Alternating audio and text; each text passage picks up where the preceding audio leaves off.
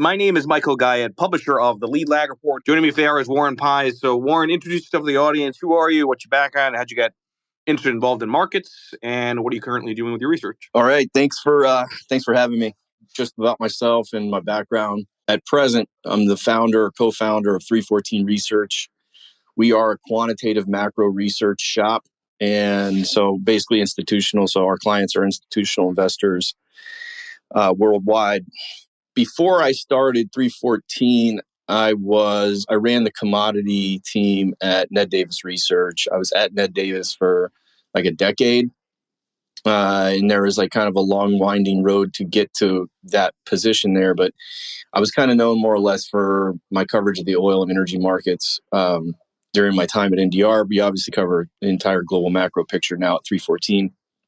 But even before that, if we go back even farther, I was an attorney. I worked on regulatory approvals in basically doing land use stuff, a lot of stuff with the phosphate mining industry.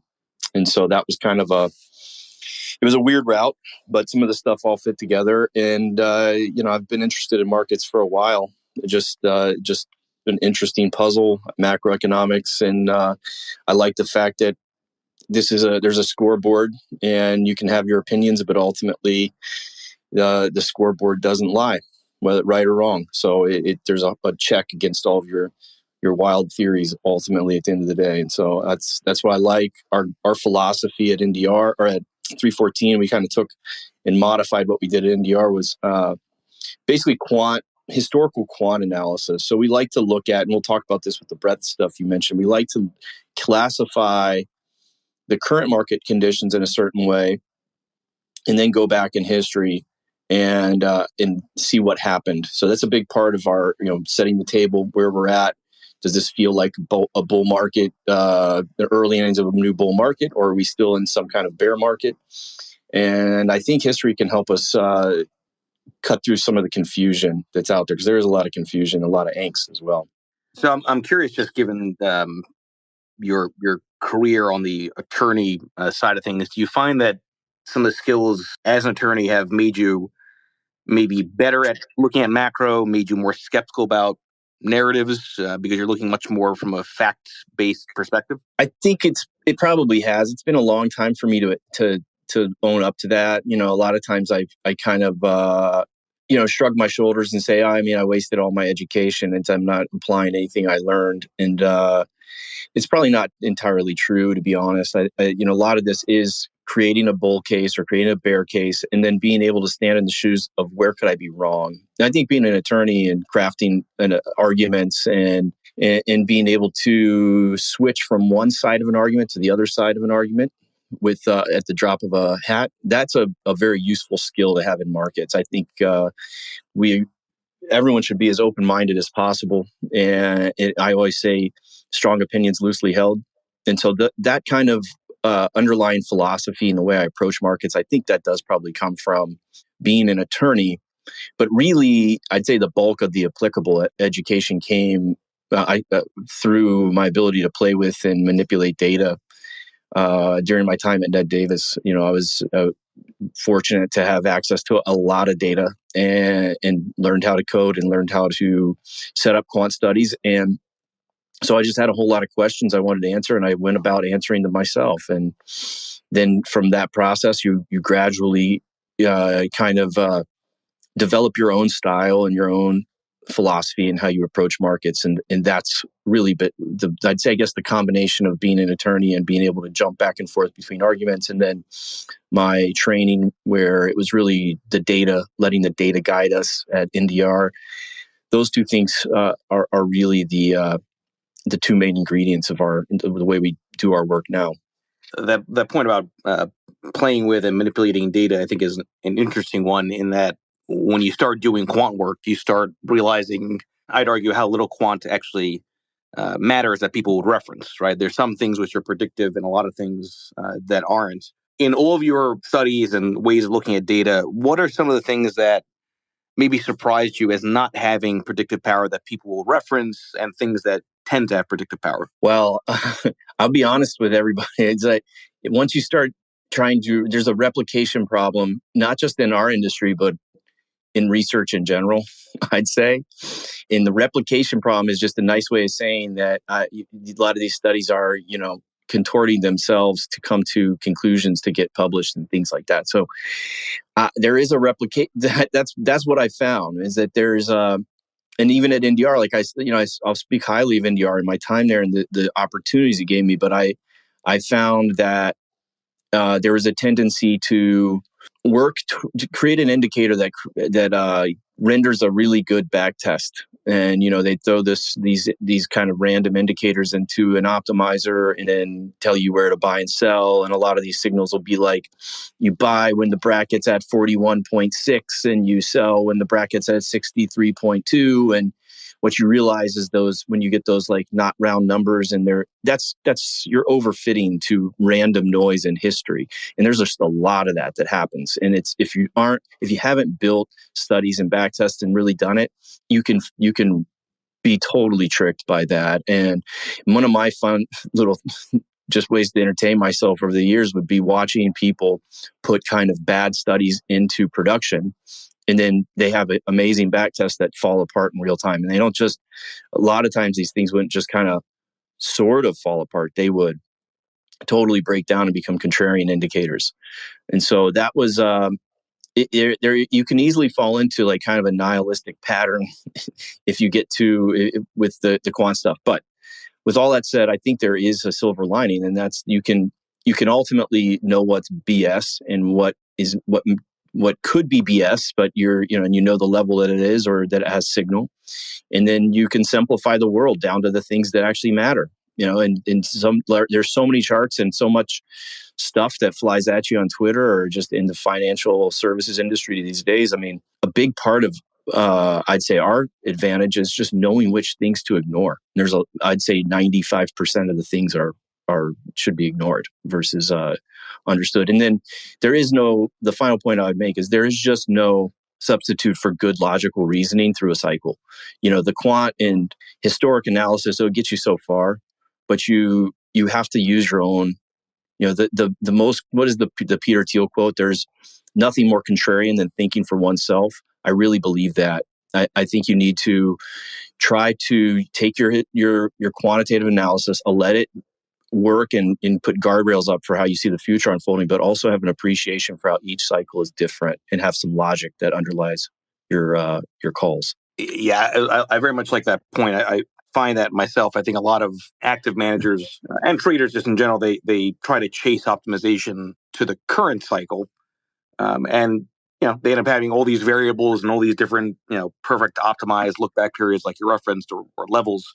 I'm always the mindset that you're better off focusing on one or two things that might explain 50 to 60% of why markets do what they do and accept the truth, which is that the rest is probably randomness, than try to curve fit. Yeah, I think that's exactly right. And then you have to be somewhat acknowledged when you build your own back test. Like if you're trying to make a quote unquote good back test, if you don't catch the 2008 decline, then you're not going to, whatever signal you're testing is not going to work. So things like that you have to realize. And then you throw 2020 and COVID in the mix. Like most signals that catch COVID, I'm very skeptical of because that there was very little in the months, like a normal slow moving cycle leading up to that suggested we would have that kind of a drawdown. And there are things that you could confuse for the signal that led up to it as well. But yeah, you have to have a filter for sure when you're going through these things.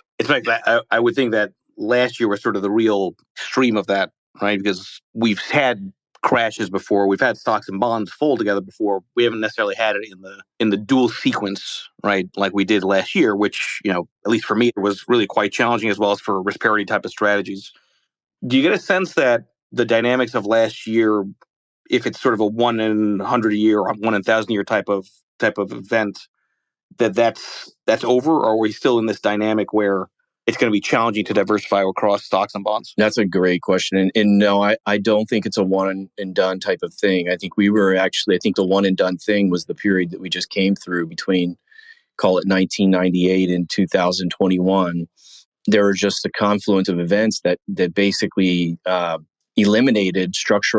structurally eliminated inflation for a couple decades from the equation. And when you pull inflation out of the big picture, stocks and bonds can move opposite of each other, and bonds create a natural hedge for stocks. And just a really simple stat that I like to discuss or talk to clients about is, if you looked at the 100 worst days in the stock market from 1998 through 2021, bonds were up on 83 of those 100 days. And a lot of days they were up big. So they were a risk off asset and a hedge during that period of low inflation.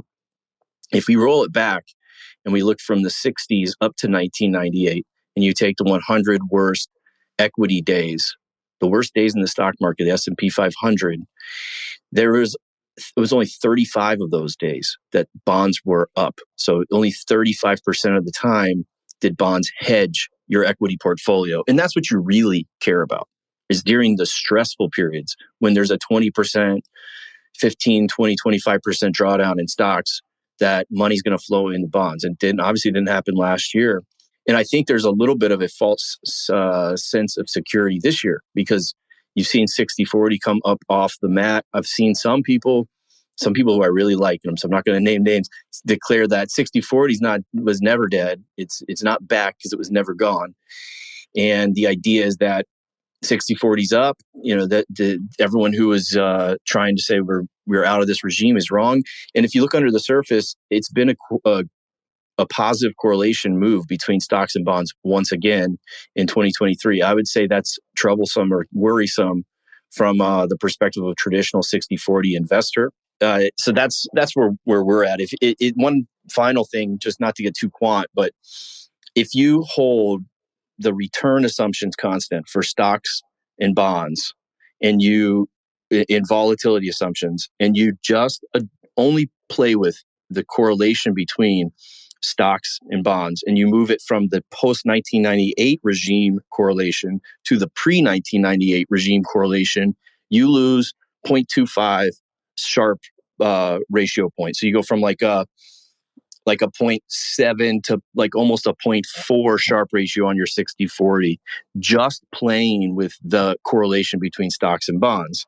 And so it's a huge deal. You don't really want to rejoice because stocks and bonds are up together. What it tells you is that we're still in this I think we're shifting out of this regime. And then at the same time, the same people dance on the graves of energy and things like that. And my point has been, energy is a good diversifier, because that's kind of the nexus or the beginning point of certain inflationary pressures. So yeah, the bottom line is, I don't think we're through that regime.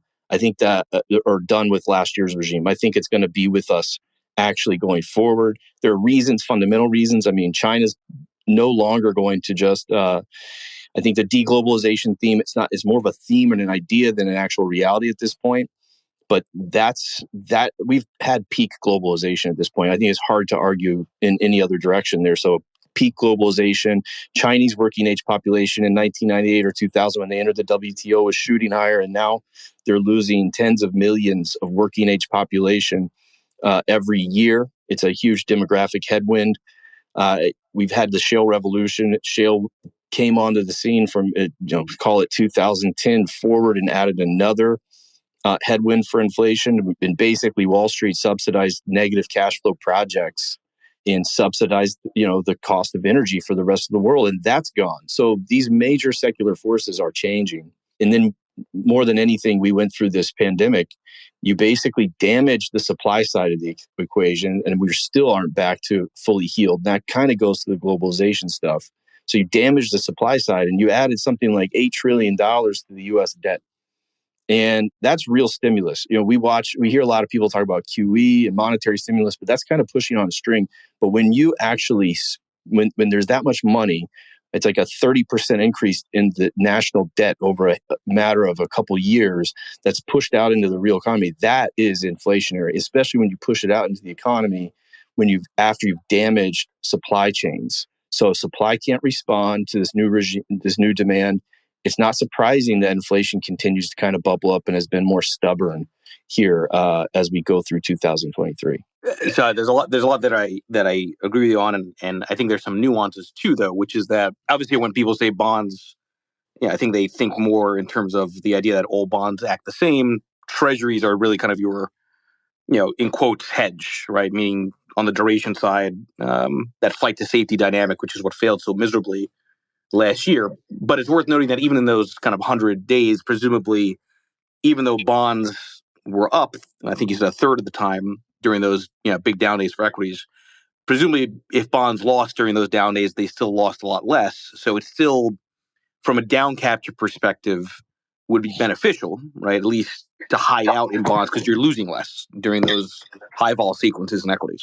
Yeah, I mean, all else equal, that's true. And just so I'm really clear, the stats that I was citing that was for long-term government bonds. But if you look at like I said, the point though, using long-term government bonds, or we were using in the 60/40, we're using the aggregate bond index. So if you use aggregate bond index for correlations to stocks pre-1998 versus 1998 to 2021, and you keep every other assumption constant, you're losing, like I said, your Sharpe ratio is going from, I'm pulling the chart up right now, it's your Sharpe ratio on 60/40 is going from 0.75 down to almost 0.5. So you're like, it's a huge reduction in Sharpe ratio, even if it's a little less, even if there's a little bit of a cushion with your bond portfolio is a little lower vol asset, you're still not going to have the portfolio dynamic that you had from 1998 to 2021 when we had structurally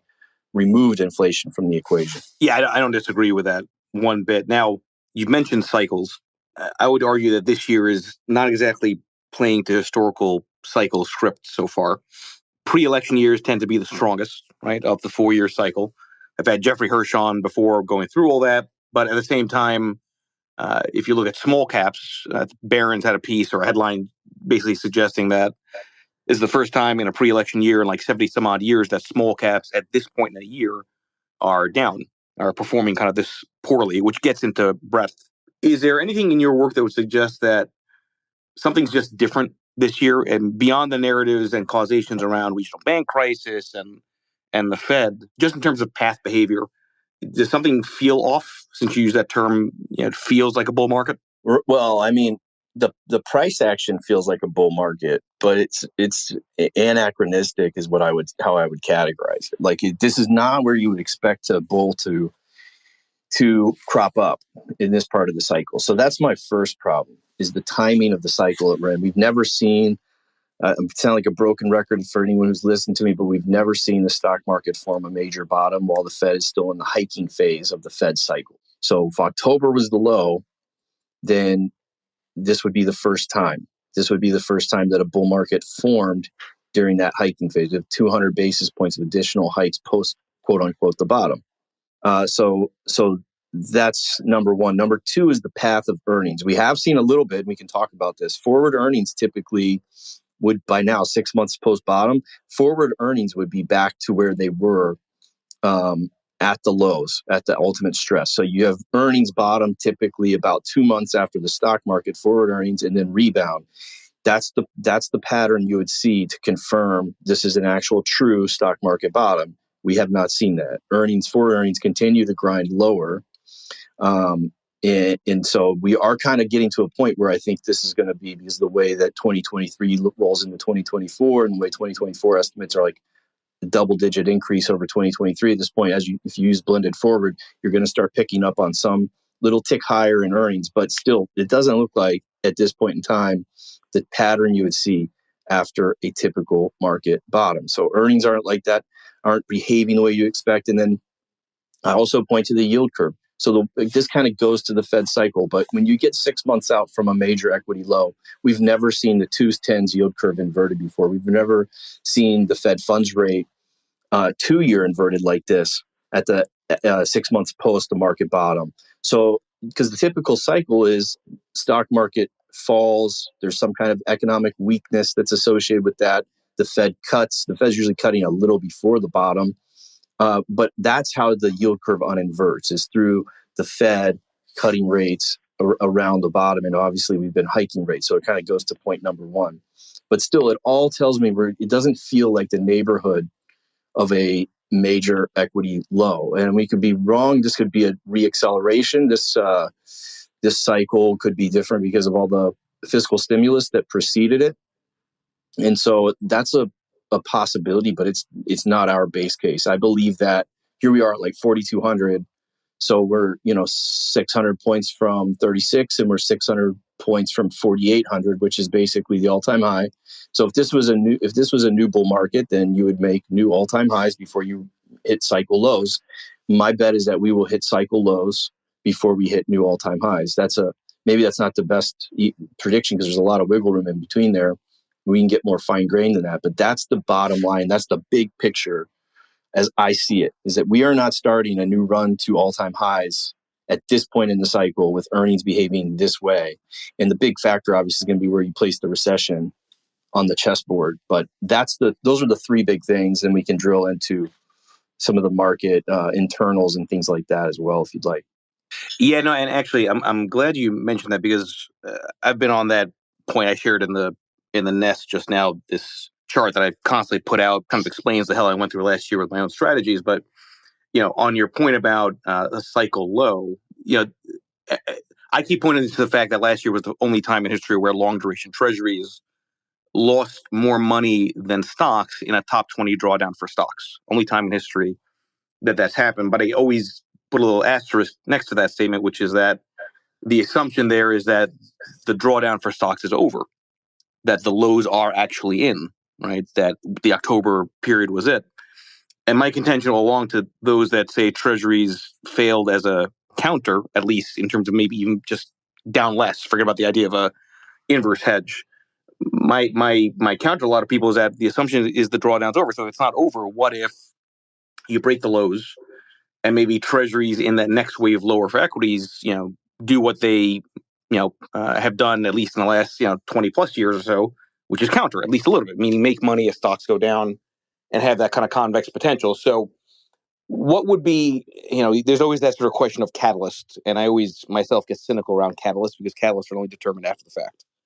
But if you were to sort of say to somebody, here's what could drive us to cycle lows, here's an event, or here's something that could push us there, what would be sort of your major things to focus on?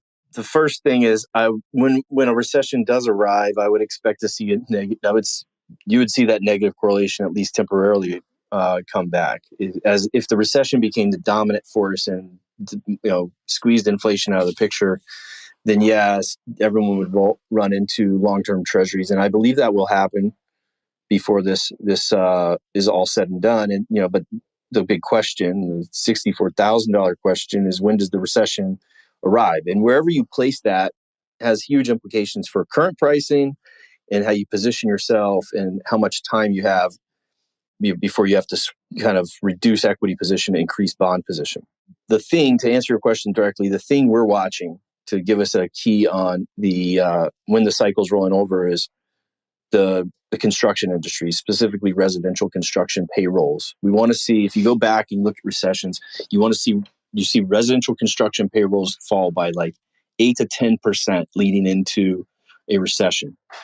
And so that's what we're looking at. And so you really have to get fine grained and look at what's going on in the housing market. And so we've had this, and it's a longer cycle than people have anticipated. We came into the year saying that recession is a second half story, and it's kind of consensus now. But if you remember back to the beginning of the year, everybody said we're going to walk right into economic weakness in 2023.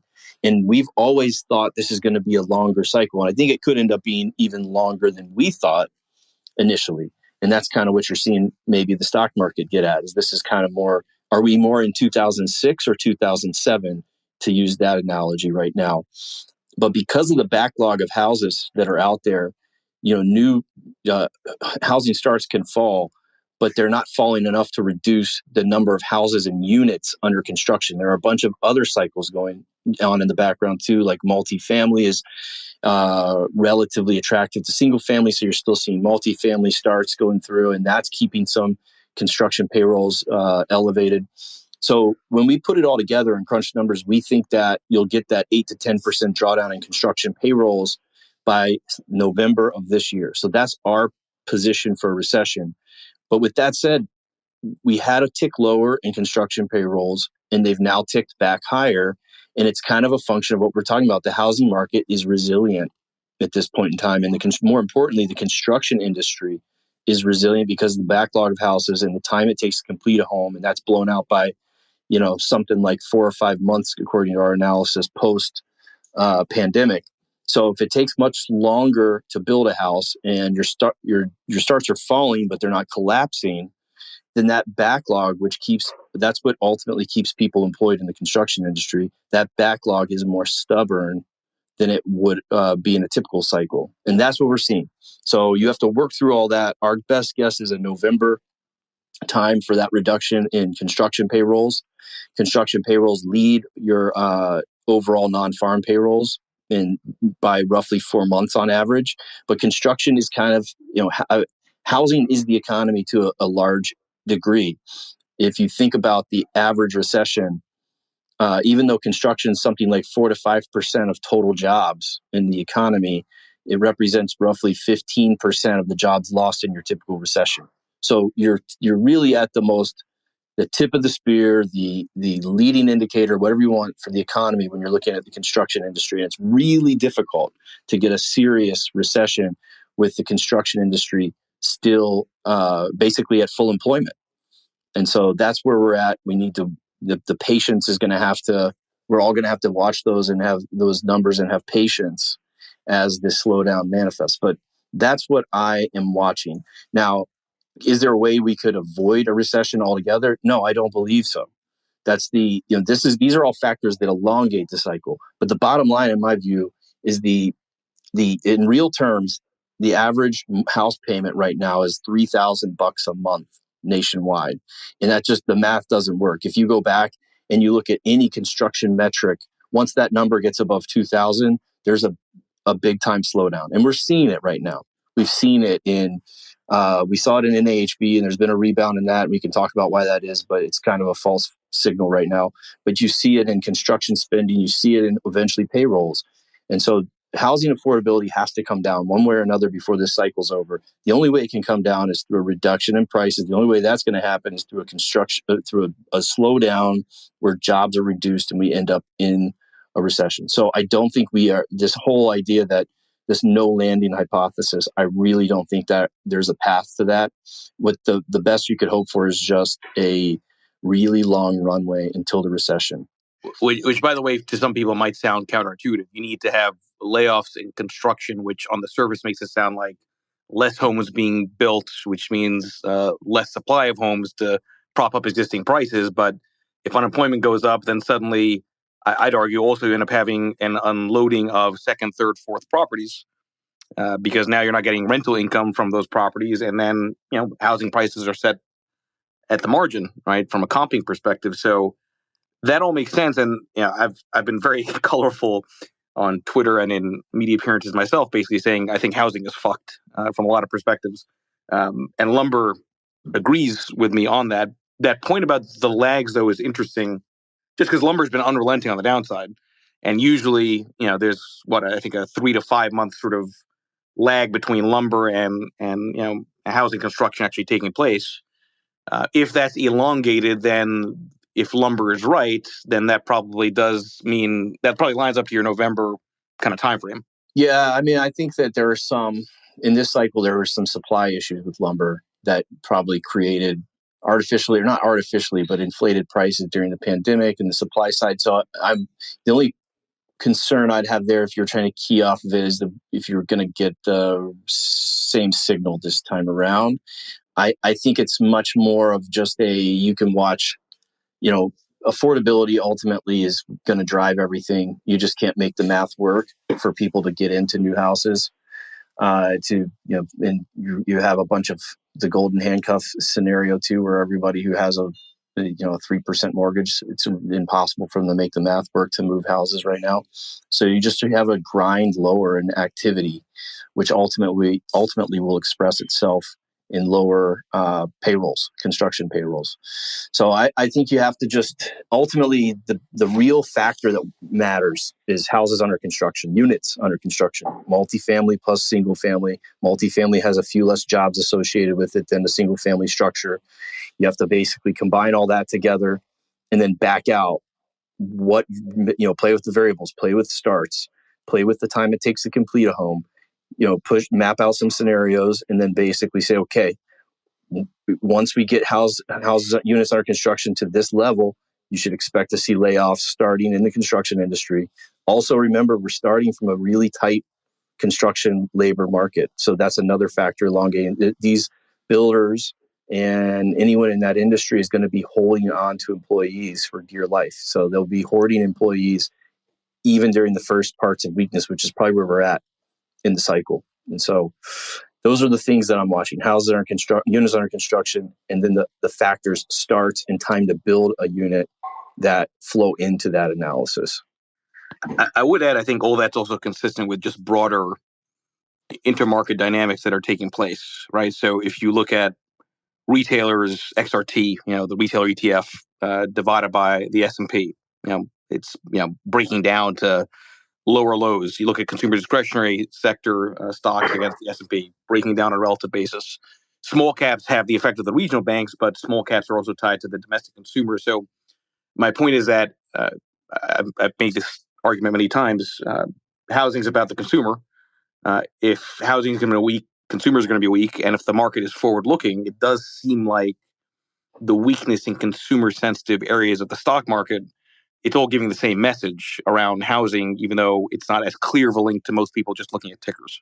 Yeah, I agree with you. I think the one thing that we haven't talked about that I have to flag that kind of pushes against it is the ultimate factor elongating the cycle is the amount of money pumped into the system during the pandemic. And so we have a chart on checkable deposits we put on Twitter, and people are always interested in it. We also have a chart that uses the checkable deposits to calculate excess savings. And that's kind of a popular concept out there in the research world. And excess savings is, I think, a little bit of a sleight of hand trick, but the bottom line is there's a lot of money in the system. Checkable deposits jumped by, I believe, between $4 and $5 trillion during the pandemic. And so that's created a very resilient core to the economy, more resilient than I had anticipated. And I think most people have anticipated. So that's why I think you've constantly seen the predictions for recession get pushed out farther and farther and farther, because there's this core that's very powerful. And what happens is when you have that consumer balance sheets that strong, weird things, it's ultra responsive to stimulus. So the way I explained the early year strength that we saw in the economic data, say retail sales, we saw it in mortgage applications, we saw it across the board early this year. Everyone was scratching their heads. Well, why are we seeing this reacceleration? In our view, you had, let's just keep it really simple, long-term rates fell from basically the October bottom all the way through January. So you had the 30-year mortgage go from plus 7% down to just under 6%. And you saw a reacceleration of mortgage applications. And so I had all that stuff I said about affordability, and that's true and whatnot. But at the same time, this is a different kind of world where the consumers are flush, and there's a resilient core that's ultra responsive to low rates. So every time we've gotten a backup in those rates that dictate borrowing costs, whether it's, call it, between 5 and 30 years out on the curve, every time we've seen a reduction in those borrowing costs, it doesn't matter what the Fed's doing with the Fed funds rate. If the curve's inverting and those borrowing costs are coming down, consumers are going out, and you're seeing it in the car market, you're seeing it in the housing market, you're seeing it in general economic data, retail sales and things like that. And that, to me, is the factor. That's the big variable that's keeping everyone on their back foot this cycle, in my opinion. So I want to go back again to breadth, because all this, again, I would argue, is tied to breadth. Outline for the audience how normal or abnormal the difference is between mega caps and everything else, and what does history tend to suggest about divergences? Right. So this has been a painful year because, and I hear it from everybody. Say that again for everybody, because this is. I'm so glad you said that way. It drives me crazy the way people are looking at just the headline averages and thinking it was easy so far. No, I think the quote that I put in our report from last week was, "There's nothing so disturbing as seeing your friend get rich," and that's kind of like, well, I feel like everyone's experience. Just the basic. It's just describing underperformance. So anyone who missed the top 10, or let's just call it the big mega cap AI beneficiary tech stocks, if they weren't in those stocks this year, and they weren't in them right when the year began, then you're underperforming, and you're having a lot of angst. And so it's a relative game, and that's why everybody, it's not feeling so great. Now, if you had the call on to be overweight mega cap tech going into the year, which is not totally illogical, then good for you. You're feeling good. But the majority of people, it's been a very narrow rally. The majority of it came from January to February 2nd. We had like 7.3% appreciation in the S&P 500 from January 1st to February 2nd. Basically flat after that. The top 10% of stocks have returned about 35% this year. The bottom 490 are single digits in their returns, basically flat. So it's been a very narrow rally. And in the way we just study this is by defining it first. And we call this condition a mega cap divergence. And so whenever you see over a 6-month period, the top 10 stocks in the S&P 500 outperform the bottom 490 by 10% or more, that's a mega cap divergence. So we wanted to look at those and study them and see, what does it mean for the market going forward? Is there any signal that we can get from this? The lessons of mega cap divergences are that there is a huge dispersion of returns over the next 3-4 months following this hitting this level. And we hit it in late April in this cycle, just for everyone that's following along. Which, by the way, I'm not to drop it up, but no, go ahead. I've kept on saying something changed the third week of April, and like I kept on saying on and on. I think that's the sort of correction. Obviously, large caps, made new highs. Breadth started weakening. It's not really falling apart just yet, but what you're saying independently lines up with what I myself have argued, which is something seems to have altered. Yeah, we hit that threshold, and it's now, we went from a 10% outperformance over a rolling 6-month period to a 25% outperformance over a rolling 6-month period just in the last few weeks. So it's accelerated. We're at the point now where you've only had 3 other cases where mega caps, top 10, the largest cap stocks in the market, have outperformed the bottom 490 over this period of time this much. They go back to 2000 during the tech bubble. If you think about the craze with Cisco and all the big cap internet stocks back then, that was one of the cases. That was the worst case, actually. 2008, around October of 2008, was another one, as you saw a risk off piling into the largest cap stocks, and they outperformed. And then 2020, we also saw it around the COVID market volatility. So those are only 3 times that we've seen this kind of a mega cap divergence. But if you go back, going back to 1990, we found 13 of them. 5 cases, you're higher 3 months later, and sometimes significantly higher. And in 8 cases, you're lower 3 months later. But there's a huge dispersion of returns.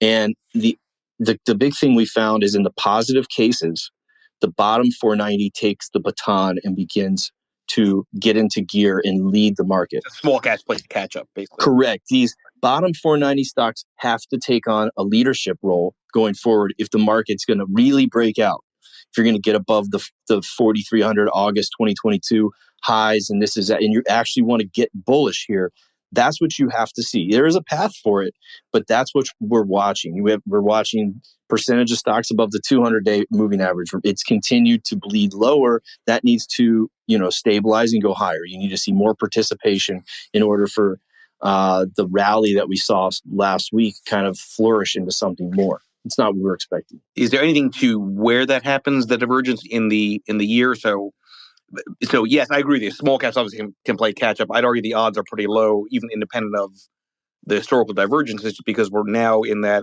kind of worst 6 month of May to October period where stocks tend to be on average lower return than the best 6 months. So is there a seasonality aspect to that dynamic? I didn't see any in the data. It's more around market stress is usually this. We found really it's the only cases that looked like this was the tech bubble, which actually did occur. The blow off top in mega cap internet stocks did occur around this same time of the year. It might just be coincidental, but just to your point, obviously 2008 was in the fall and 2020 was in the spring. So those are the only three cases where we're anywhere close to the neighborhood we are right now. So I don't know. You could look at that 2000 case, but I would say there are other dynamics other than seasonality. I do agree with you, though, that this is a kind of dangerous time for the market in general. I mean, you need to start seeing the 490 pick up. You probably want to see, we broke out earnings. I mean, you've seen a little stabilization out of the total S&P 500 earnings. But when you break out the top 10 and look at the bottom 490, you have seen all the improvement concentrated in these big cap tech stocks. And so, again, that's not really what you want to see. You want to see earnings for the bottom 490 stabilize and go higher, kind of going back to that market bottom roadmap that I laid out at the very beginning of this conversation. You want to see forward earnings moving higher for the market in general, but you really want to see it, given the breadth that we have in the market, you really want to see the bottom 490 get into gear. No evidence of that yet, but that's the kind of stuff we're watching. We're watching the breadth of the bottom 490. We're watching forward earnings for the bottom 490, and we're watching interest rates, because I think interest rates have been a bit of a tailwind for the market in the last couple months after the banking crisis. And something's wrong. Something between the bond market and the stock market. The views that are baked in for each of them, one of them is, both can't be right, in my opinion. One of them is wrong. And so we're watching rates to see if rates, how rates behave. We expect them to back up a little bit here, and then how that flows into the stock market. The bottom line is, in general, bad things happen. There's a distress signal being sent by the bond market. And you can see that. You can look at the Fed funds rate in 2 year. The way we broke it down here recently was looking at the difference between the implied 12 to 24 month rate versus the current 1 year, the 1 to 12 month rate. So it's just basically, it sounds like a lot, but it's the forward rate differential on that 12 to 24 month period. And if you think about it mathematically, buying a 2 year note, it should be mathematically equivalent to buying a 1 year and then rolling it and buying another 1 year. And the difference, that inversion between the 1 year and the 2 year, another way to think of it is that the market expects the 1 year yield to drop from plus 5% to 3.4% in the next year by the time you roll that 1 year over. And so that forward yield, that differential, it's the biggest differential that we've ever seen on record. And that's signaling something. If you go back, another great chart that Fernando Vidal, my research partner, put out or came up with was the number of months that the bond is implied in the futures market before the Fed cuts rates. If you look at that chart, and we have it in our service, so I don't think I put it on Twitter, but if you look at that chart, the bond market backed cuts out as we had that economic reacceleration earlier in this year. And we had a lot of the cuts were priced out. And if you remember, the bond market sold off, and a lot of these inversions got a little bit better. And then we had the banking crisis, and those cuts were priced back in. And so the futures market is pricing in cuts, the Fed to cut rates by the end of the year. And I think the probabilities are more favorable for them to cut than hike by, I want to say, September at this point. And there's definitely a higher and it's the expectation that there'll be a cut in November. I don't think that view can coexist with the equity view. The equity view is we have double-digit earnings growth between 2023 and 2024 coming up. If that's just based off of 23 estimates versus 24 estimates. The only way we get the bond market to make any sense in what it's doing is if we have a recession this year. Let's call it like November, like we were saying, or sometime maybe even sooner than that. So that's the bond market's view. That's the only way we get the Fed to cut. That's the only way that these differentials and things that we're seeing, the inversion between the Fed funds rate and the 2 year and anything else you want to look at, it's the only way it makes sense. Yet the stock market thinks we're getting double-digit earnings growth. One of these two markets is going to be very wrong, in my opinion. And I'm open-minded. Y'all listen to, I can hear arguments that, the recession keeps getting pushed off. And then, so you have to back these cuts out. That's possible. But the one thing I can say is that they're not going to coexist for much longer, these two views. Do you think any of that has to do with debt ceiling? I know that sounds a little bit silly because we all know it's going to get resolved, but you look at credit default swaps. Somebody's betting on something, and I think people forget that with 2011, it wasn't necessarily the debt ceiling; it was the shenanigans around the debt ceiling that resulted in the debt downgrade that Yeah, caused that summer crash. I mean, I've been kind of thinking about this more recently, and just if Biden were to invoke the 14th Amendment, you remove the debt ceiling altogether. I would think S&P has to say something. yeah. I mean, I don't think that's what's going on, because we're looking out at. That's why we chose to look at the 1 year versus 1 year forward rate. And that's really what we're looking at, that 12 to 24 month versus the next 12 months. You can see some mispricing or weird pricing in the, and so that, just to be clear, like the 1 month and 3 month is in there in that 1 year, and that could be elevating it a little bit. So on the margin, that could be a factor, right? But I don't think it's the major factor. You can see the difference between the 1 month and the 3 month treasury bills right now, if I'm not mistaken. And I think that kink where the no one wants to own the 1 month is basically that's really what the debt ceiling kink that you see in the curve. So to me, that's more of a very, very front around this event risk and when this X date falls and all that stuff, versus the full 1 year versus the 2 year. I don't think it's the proximate cause. I think it goes back to the Fed cuts and the recession, the imminent recession that the bond market's forecasting. I think a large amount of, let's call it, the FinTwit community was very bullish on commodities in 2023.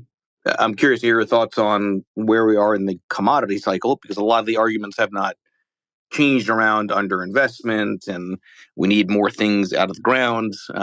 But if you have a recession, kind of those bets are, I would think, off. Where are we in commodities in the context of everything that you're looking at? Yeah, I spend a lot of time. Oil is really that quintessential commodity, and so that's where I think I'll probably take the answer. I think that, again, our view is the second half recession. That was our view going back at the end of last year, going into the year. We thought, just to be back off and give everyone a total holistic view, we thought the market would be range bound between like 3,600 and 4,000 as a rough range for the first half of the year. And then we'd make new lows in the second half of the year as the recession came. We thought also that the first half of the year into the second half, you'd have a window to play higher oil prices. And that obviously has not materialized.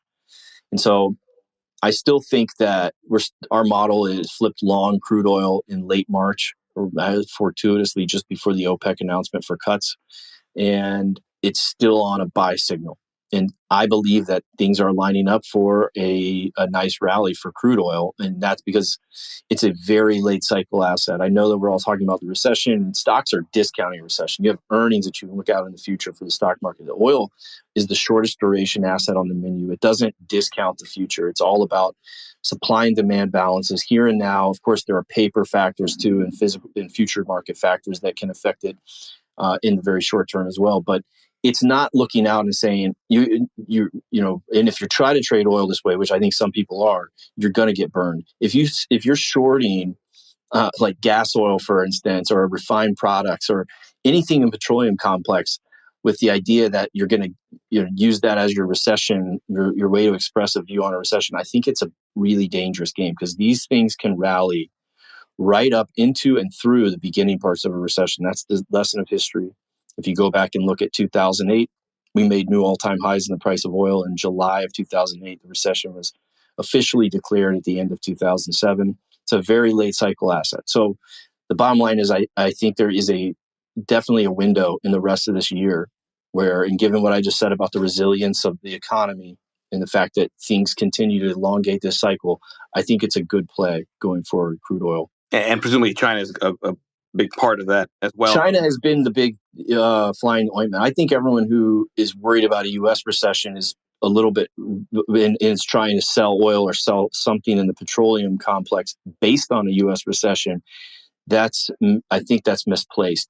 The problem for the bulls, and myself included, has been the time it has taken China to come back to the market. Now, if you look at some very technical kind of inside baseball things that are happening, though, I think we're getting to the end of that. Number one, of course, OPEC is removing we'll see I think their cuts are going to be for real.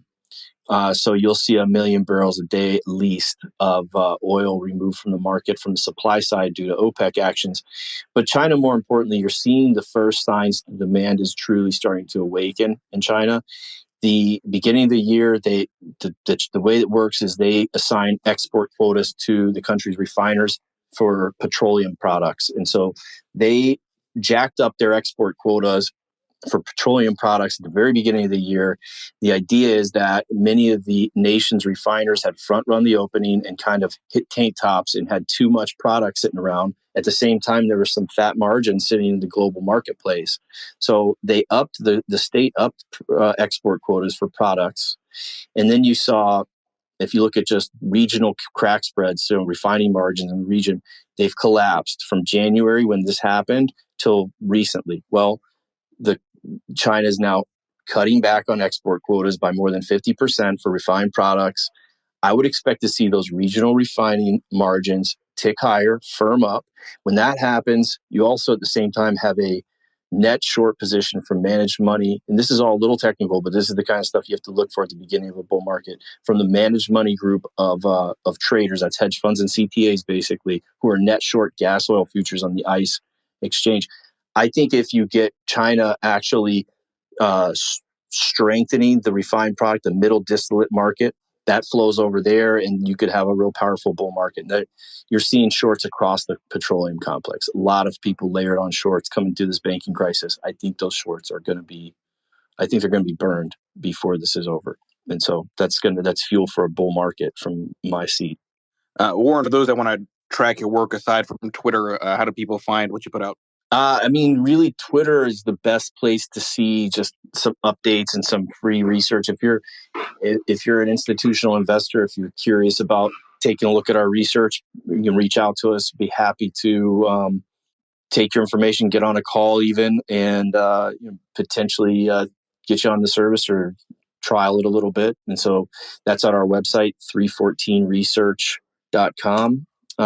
Just put your name in there and we'd be happy to get in touch with you. If you're not an institution that qualifies, then just follow on Twitter. We're pretty generous with what we put out. I'm glad you did not say if you're not an institution. Tough shit. One thing I would first say is I've been doing a Substack on just energy, and it's not the full institutional level of analysis or handholding, but gives you a good idea of how we look at the energy and oil markets every week on Substack. That's the Energy Cable. So you can check that out too if you are an individual investor and just want to get an idea of how we look at the world. That's a good place to wrap this Twitter space up. Thank you, Warren. Appreciate it. Hey, thanks for having me. Cheers, everybody.